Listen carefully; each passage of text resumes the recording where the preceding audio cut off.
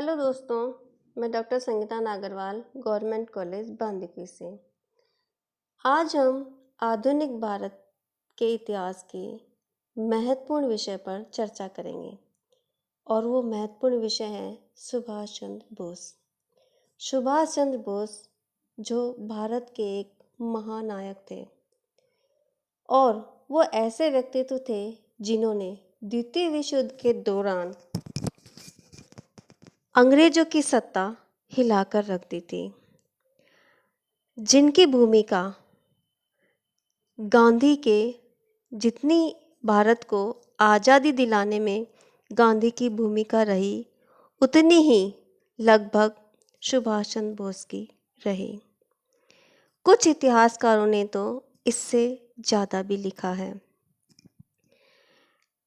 Military इतिहासकार general GD Bakshi ने अपने किताब बोस एंड इंडियन समुराई में लिखा है कि गांधी जी या नेताजी भारत को आज़ादी दिलाने में किसकी अहम भूमिका थी।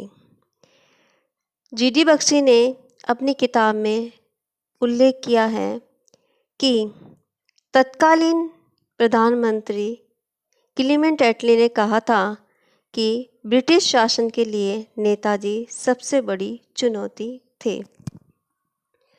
भारत की आज़ादी के कागजात पर हस्ताक्षर करने वाले ब्रिटेन के तत्कालीन प्रधानमंत्री क्लीमेंट एटली ने कहा था कि ब्रिटिश शासन के लिए नेताजी सबसे बड़ी चुनौती थे। इस मुकाबले में गांधी जी का अहिंसात्मक आंदोलन ब्रिटिश सत्ता के लिए कम चुनौती भरा था। बख्शी ने अपनी किताब में लेबर पार्टी के नेता एटली और 1956 में पश्चिमी बंगाल के कार्यवाहक गवर्नर जस्टिस पीबी चक्रवर्ती के बीच हुई बातचीत का हवाला दिया है। एटली तब 1956 में कोलकाता आए थे और जस्टिस चक्रवर्ती के मेहमान थे। उसी समय एटली ने ये बात कही। जस्टिस चक्रवर्ती तब कोलकाता हाई कोर्ट के भी मुख्य न्यायाधीश थे। किताब के अनुसार जस्टिस चक्रवर्ती ने आर.सी. मजूमदार की पुस्तक ए हिस्ट्री ऑफ बंगाल के प्रकाशक को एक खत लिखा था। जस्टिस चक्रवर्ती ने उस खत में लिखा, जब मैं कार्यवाहक गवर्नर था तब लॉर्ड एटली, जिन्होंने यहाँ से ब्रिटिश शासन को हटाने का फैसला किया, अपने भारत दौरे के दौरान मेरे साथ 2 दिन बिताए थे। तब मेरी इस विषय पर उनसे विस्तार से चर्चा हुई कि किन वजहों से ब्रिटेन को भारत छोड़ने के लिए मजबूर होना पड़ा। मैंने उनसे सीधा प्रश्न किया कि गांधी जी द्वारा 1942 में शुरू हुआ भारत छोड़ो आंदोलन अपनी धार खो रहा था। 1947 में कोई और बड़ी वजह भी दिखाई नहीं देती। फिर क्या कारण था कि एकाएक ब्रिटिश शासन ने भारत को आज़ाद करने का फैसला किया। जवाब में एटली ने कई कारण गिनाए, लेकिन उन सब में सबसे मुख्य था भारतीय सेना और नेवी के लोगों में ब्रिटिश शासन के प्रति बढ़ता असंतोष और अविश्वास। इस अविश्वास के भी बढ़ने का मुख्य कारण थे नेताजी के सैन्य कार्य। इस खत में जस्टिस चक्रवर्ती आगे लिखते हैं, मैंने एटली से चर्चा के अंत में पूछा कि भारत को आज़ाद करने के फैसले में गांधी जी का कितना प्रभाव रहा। इसे सुनने के बाद एटली ने मुस्कुराते हुए धीरे से कहा, बहुत कम। वैसे किताब से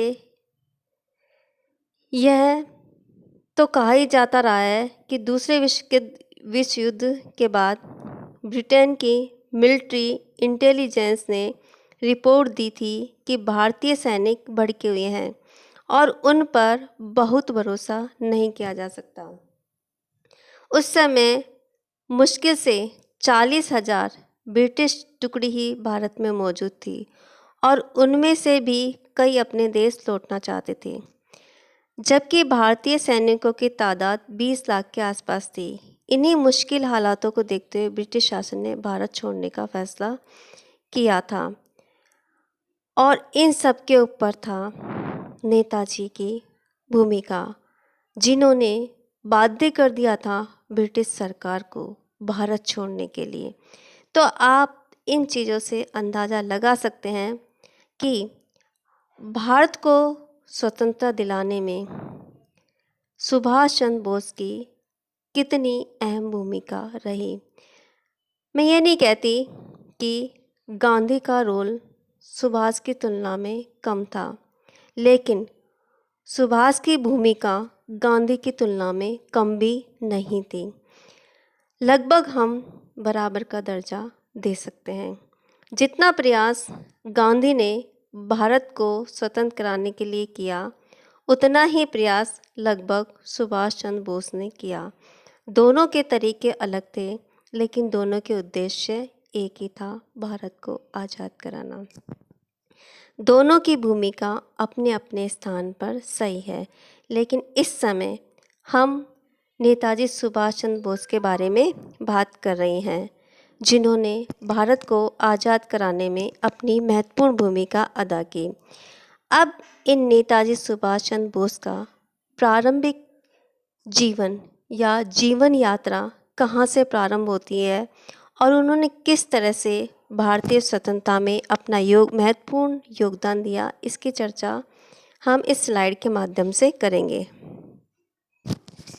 इस महान हस्ती का जन्म 23 जनवरी 1897 को ओडिशा के कटक शहर में हिंदू कायस्थ परिवार में हुआ था।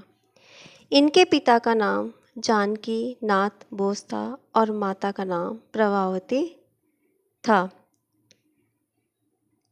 जानकी नाथ बोस कटक शहर के मशहूर वकील थे। पहले वे सरकारी वकील थे, मगर बाद में उन्होंने निजी प्रैक्टिस शुरू कर दी थी। उन्होंने कटक की महापालिका में लंबे समय तक काम किया था और वे बंगाल विधानसभा के सदस्य भी रहे थे।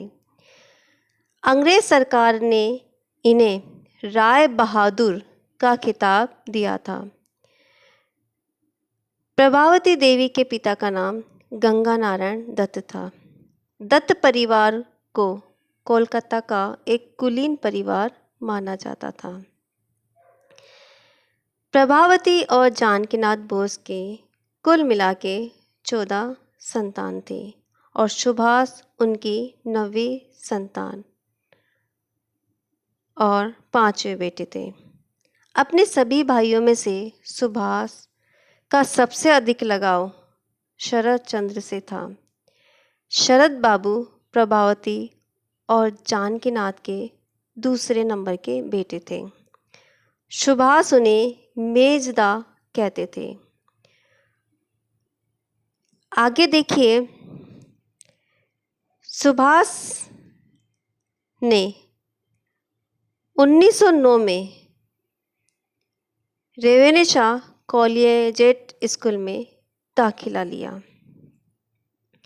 कॉलेज के प्रिंसिपल बेनी माधव दास के व्यक्तित्व का सुभाष के मन पर बहुत गहरा प्रभाव पड़ा। मात्र 15 वर्ष की आयु में सुभाष ने विवेकानंद साहित्य का पूर्ण अध्ययन कर लिया। 1913 में सुभाष बाबू ने हाई स्कूल परीक्षा पास की। 1916 में सुभाष बाबू ने दर्शन शास्त्र से बीए किया। किसी बात पर प्रेसिडेंसी कॉलेज के अध्यापकों और छात्रों के बीच झगड़ा हो गया था। सुभाष ने छात्रों का नेतृत्व संभाला, जिसके कारण उन्हें प्रेसिडेंसी कॉलेज से 1 साल के लिए निकाल दिया गया और परीक्षा देने पर प्रतिबंध भी लगा दिया गया था।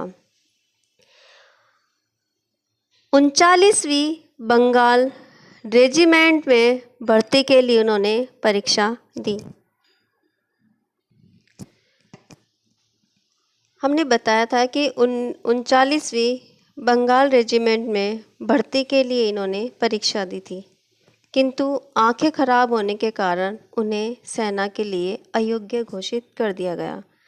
किसी प्रकार स्कॉटिश चर्च कॉलेज में उन्होंने प्रवेश तो ले लिया, किंतु मन सेना में ही जाने को कर रहा था।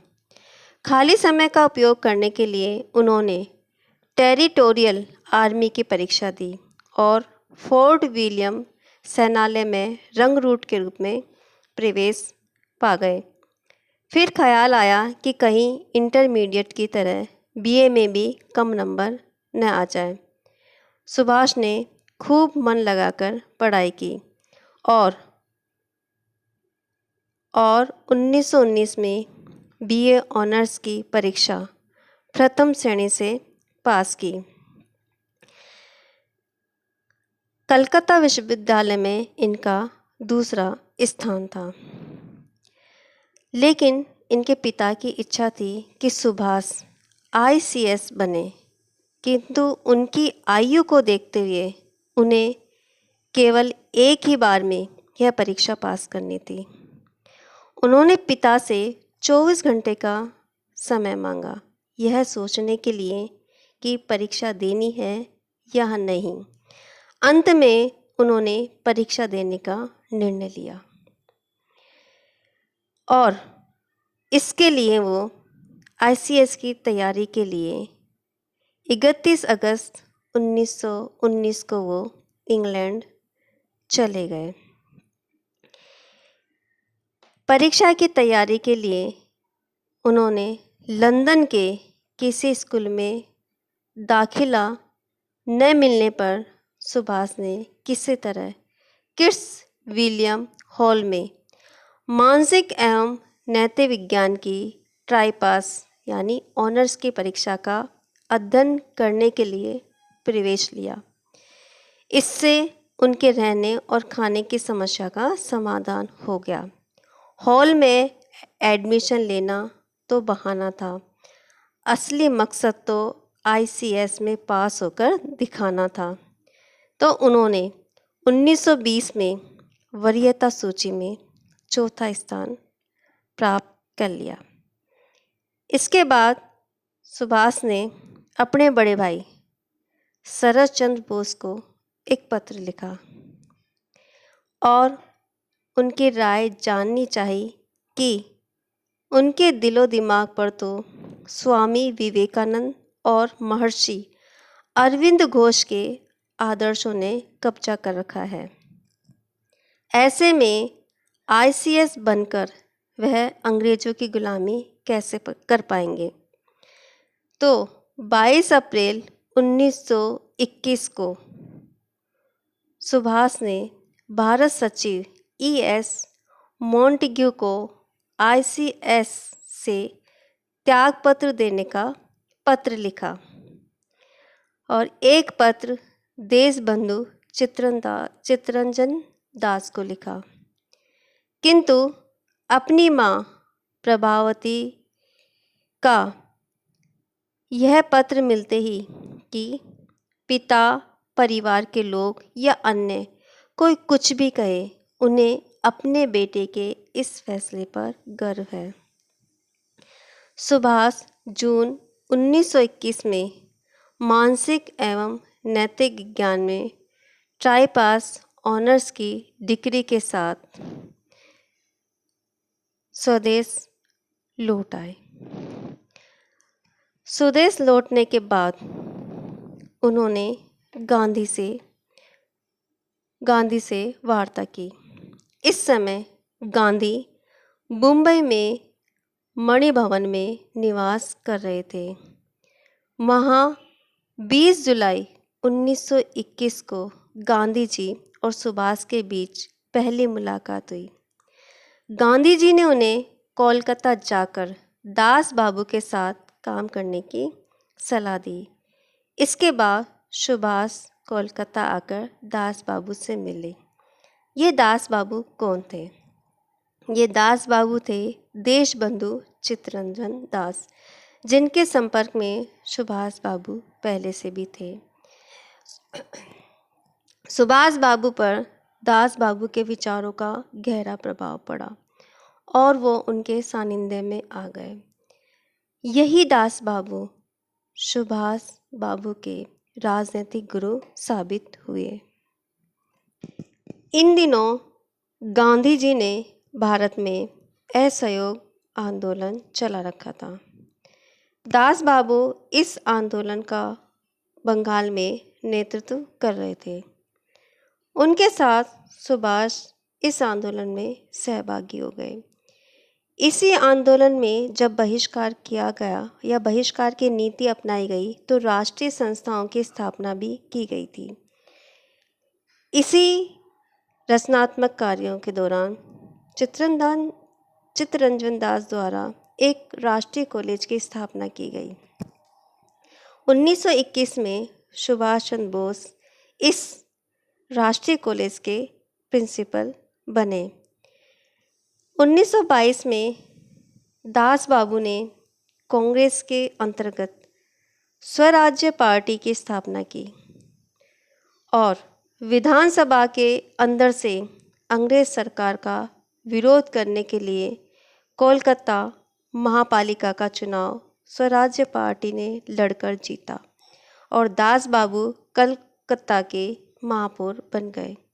उन्होंने सुभाष को महापालिका का प्रमुख कार्यकारी अधिकारी बनाया और ये घटना है 1923 की।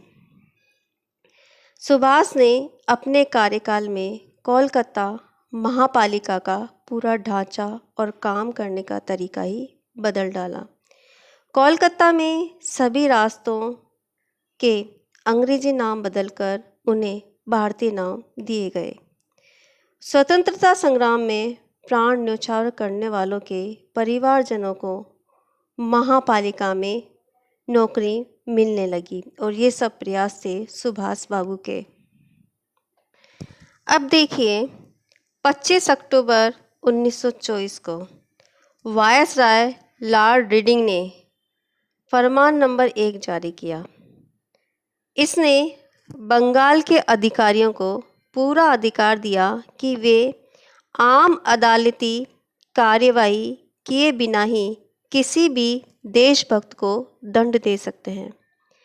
इस एक्ट का विरोध करने में सुभाष चंद्र बोस और उनके गुरु चित्तरंजन दास अग्रणी थे और इसके परिणाम स्वरूप सुभाष को बंदी बना लिया गया। बंदी बनाकर सुभाष को अलीपुर जेल में रखा गया और फिर वहाँ से बहरामपुर जेल भेज दिया गया। 2 महीने के बाद सुभाष को मॉडल जेल भेज दिया गया, लेकिन 1927 में सुभाष का स्वास्थ्य अचानक खराब हो गया और ब्रिटिश सरकार को इन्हें स्वास्थ्य खराब होने के कारण रिहा करना पड़ा। अब देखिए 1928 में साइमन कमीशन भारत आया। कलकत्ता में यह साइमन कमीशन 1928 के प्रारंभ में पहुंचा।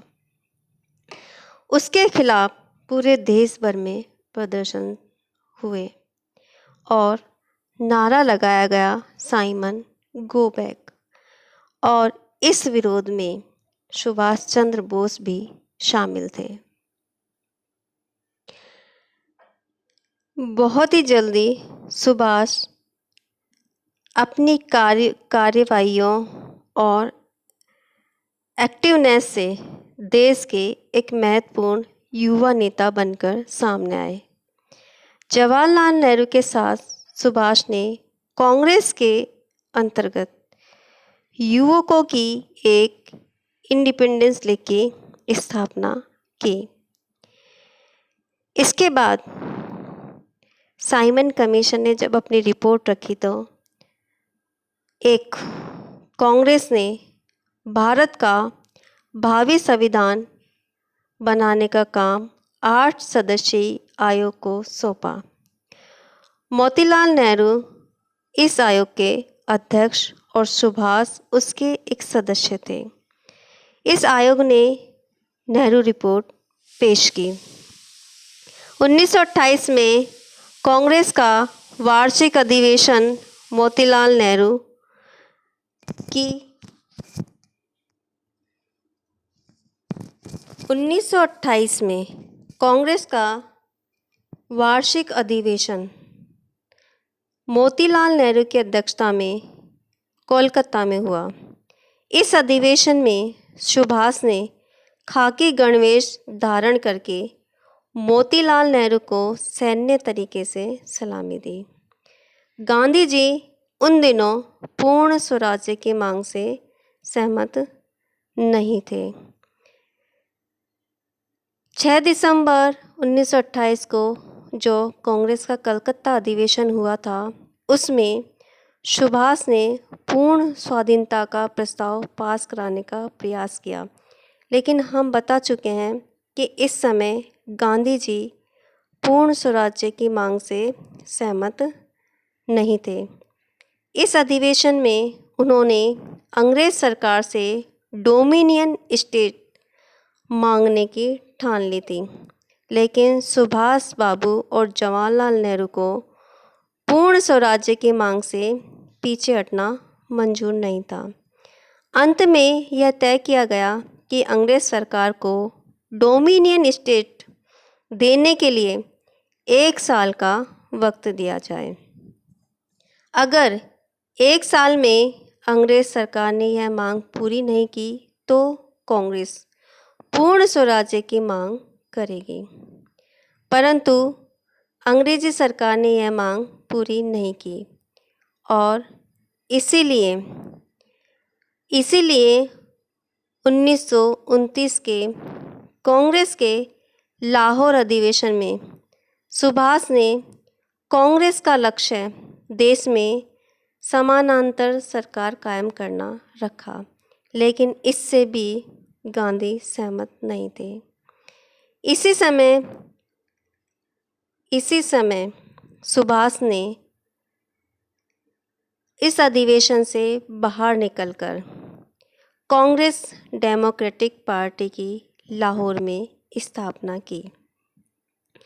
अब देखिए 1930 में जब कांग्रेस का अधिवेशन हुआ तो जवाहरलाल नेहरू की अध्यक्षता में लाहौर में 26 जनवरी का दिन स्वतंत्रता दिवस के रूप में मनाए जाने का प्रस्ताव रखा, जिसका सुभाष चंद्र बोस ने जोरदार समर्थन किया।